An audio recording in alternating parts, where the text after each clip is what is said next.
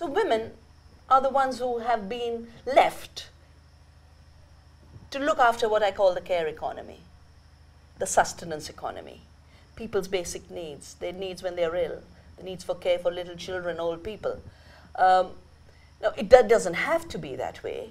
I believe all of us should be caring. There are 215 million women in the world today who want to plan their families, but who do not have access to family planning services. So the key is simply to fill that family planning gap, and it doesn't take much in the way of resources. So little that it would probably, compared with the defense budget, would get lost in the rounding. In that care economy, it isn't money that rules. It isn't money that's a measure of whether you're doing well or doing badly, but it's life, the well-being of people, the health of the planet. So we need to refocus back on life. The women's movement is a very active sector of our society, or grouping of our society, that made a difference.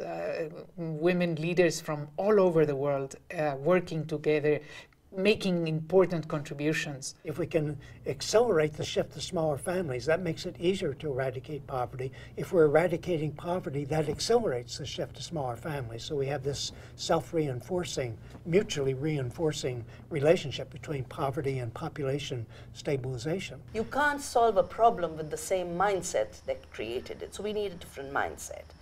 The first mindset that we have to shift to, I believe deeply, is nature's mind.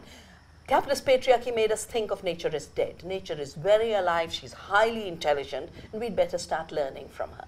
We must also take citizens more serious.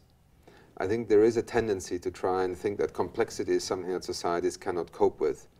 And I think that is, in a sense, a patronizing view of public discourse. Yes, none of us can understand the exact intricacies of global warming in terms of the chemistry and the atmospheric science, but I think where leadership has to be more consistent and clear is that it is able to convey the implications of choices that we have, and not to treat the public as if it cannot understand what the choices are.